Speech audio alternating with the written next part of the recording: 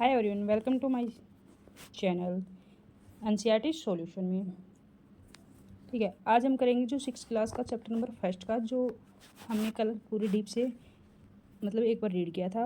उसी के आधार पर आज हमने जो मेन टॉपिक्स जिनसे क्वेश्चंस बनते हैं उनके बारे में डिस्कस करेंगे। ठीक है, चलते हैं देरी ना करते हुए। क्या, कब, कहाँ और कैसे, इसके बारे में हम जो मेन नोट्स हैं उनके देख लेते हैं। लोग कहाँ रहते थे, कहाँ पे रहते थे भाई? सबसे पहले लोगों का रहने का स्थान कहाँ पढ़ा था हमने?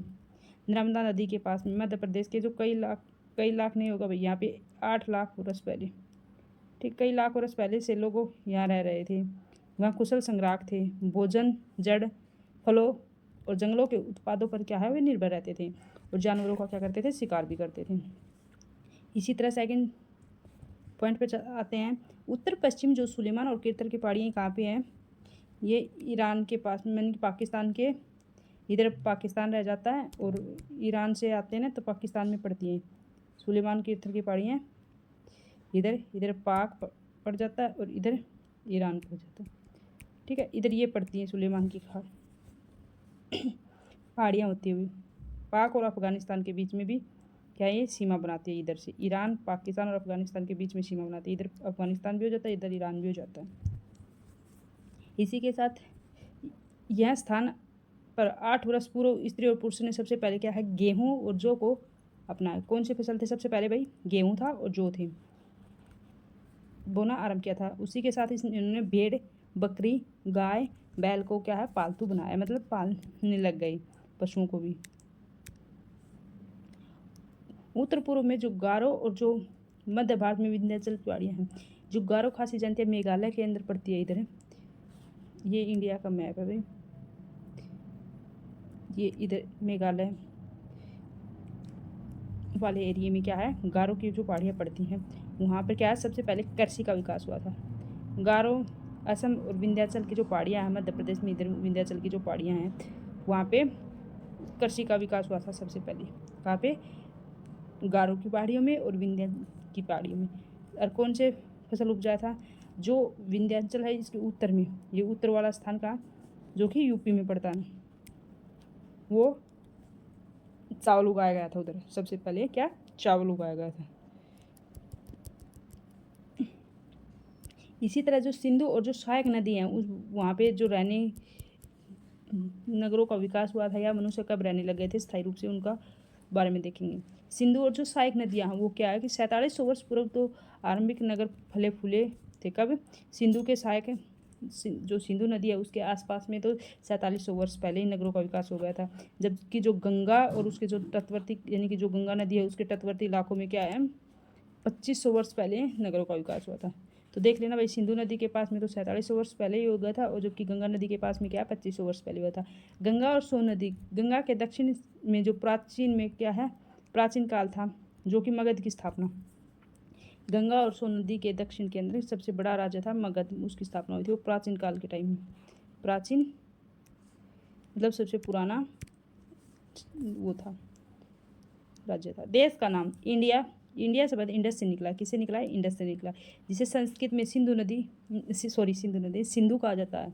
संस्कृत में इंडस का क्या नाम है भाई? सिंधु।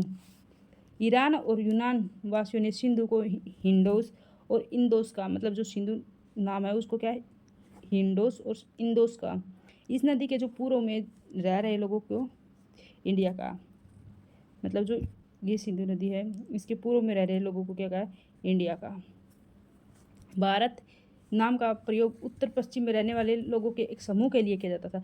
मतलब जो इंडस रिवर है इसके पास के जो लोग थे इधर उत्तर पश्चिम में, इन्हीं के लिए क्या, किसका प्रयोग किया गया था? भारत नाम का। पूरे भारत के ऊपर भारत का नाम नहीं था भाई। इसका वर्णन क्या ऋग्वेद में भी मिलता है। मतलब प्राचीन समय में जो उत्तर पश्चिम एरिया है भारत का, उसी को क्या कहते थे? भारत नाम से पुकारते थे। अतीत के बारे में कैसे जाने? पांडुलिपि, जो पांडुलिपियाँ हमें अतीत के बारे में जानकारियाँ प्रदान करती हैं। ये पुस्तकें हाथ से लिखी होती हैं, हाथ से हैंड रिटन नोट्स की तरह होती हैं भाई। ताड़ के पत्तों और भुज के पेड़ की छाल के निर्मित होती है, मतलब ये कहाँ पे लिखी जाती है, जो ताड़ के पत्ते होते हैं बड़े बड़े, और वो जो भुर्ज नाम का पेड़ होता है उसकी भी छाल होती है, उसको उतार के उसके ऊपर लिखी जाती थी। यहाँ भोजपत्र पर लिखी जाती थी। अंग्रेजी में इसे क्या कहते हैं, मैन्यूस्क्रिप्ट कहते हैं। किसे, पांडुलिपि को क्या कहते हैं, मैन्यूस्क्रिप्ट।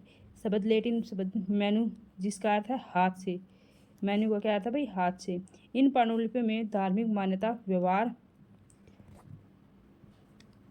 और जो राजाओं के जीवन और औषधियों तथा विज्ञान और सभी प्रकार की ये चर्चाएं शामिल थी। किसमें, पांडुलिपियों के माध्यम से। यह संस्कृत, प्राकृत और तमिल भाषा में लिखी जाए। जो पांडुलिपि थी वे संस्कृत में भी लिखी गई है, तमिल भाषा में लिखी गई थी। और जो आम लोगों की भाषा क्या थी भाई, आम लोगों की भाषा थी प्राकृत भाषा। ठीक है। अभिलेख, अभिलेख हैं अतीत के बारे में जानने का यह एक महत्वपूर्ण स्रोत है। इससे अभिलेखों के से अतीत के बारे में जानकारी मिलती है। यहाँ कठोर सतह पर उत्कीर्ण होते हैं। पुरातात्विद, वे व्यक्ति जो अतीत से बनी वस्तुओं का अध्ययन करते थे, और पत्थर और ईंटों से बनी इमारतों, अवशेष, चित्र, मूर्तियाँ इत्यादि को क्या कहते हैं, पुरातात्विद। इतिहासकार, जो लोग अतीत का अध्ययन करते थे, जो लोग अतीत का अध्ययन करते थे। तिथियों का अर्थ बीसी बिफोर क्राइस्ट, मतलब ईस्वी पूर्व, ईसा जन्म से पहले। एडी एनो डोमिनी, ईस्वी ईसा मसीह के जन्म के बाद। इसी तरह जो कृषि का विकास हुआ था वो 8000 वर्ष पहले हुआ था। कृषि का विकास 8000 वर्ष पहले। सिंधु सभ्यता के अंदर नगर फले फूले थे, मतलब विकसित हुए थे 4700। गंगा घाटी के पास में 2500। ठीक है, इसके मेन टॉपिक कंप्लीट हो गए। Okay bye.